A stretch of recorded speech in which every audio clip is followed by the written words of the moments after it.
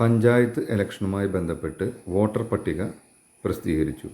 ഇത് പരിശോധിക്കാനായി www.sec.kerala.gov.in എന്ന website സന്ദർശിക്കേണ്ടതാണ്.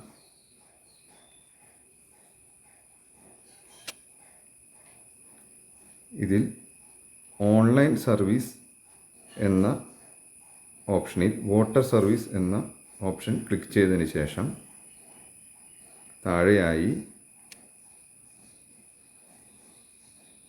Voters list എന്ന ഓപ്ഷൻ ഉണ്ടായിരിക്കും. അതിൽ ക്ലിക്ക് ചെയ്യുക.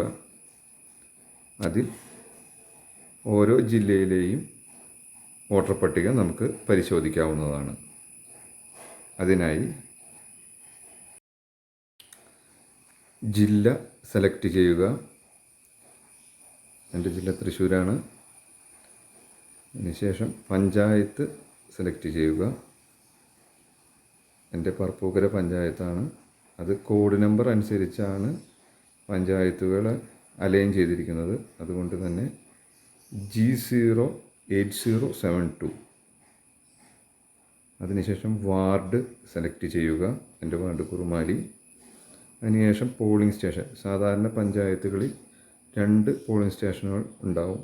ഒരു വാർഡിന് 2ആയി തിരിച്ചിട്ടാണ് വോട്ടർ പട്ടിക പ്രസിദ്ധീകരിക്കുക. അതിൽ 001, 002 അതിൽ 1 സെലക്ട് ചെയ്തു. അതിൽ ശേഷം ലാംഗ്വേജ് നമുക്ക് ഏത് വേണമെങ്കിൽ സെലക്ട് ചെയ്യും. ഇംഗ്ലീഷ്, മലയാളം, തമിഴ്, കന്നഡ. ഞാൻ ഇംഗ്ലീഷ് സെലക്ട് ചെയ്തു. അതിനുശേഷം ഈ കോഡ് ഇവിടെ ടൈപ്പ് ചെയ്ത് കൊടുക്കേണ്ടതാണ്. MVSWZ search.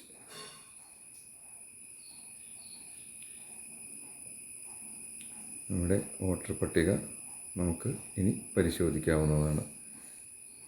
ഇതിന് ശേഷം രണ്ടാമത്തെ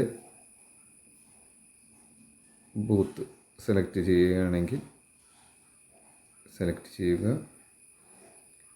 ഈ കോഡ് വീണ്ടും അടിച്ചു കൊടുക്കുക. SAET.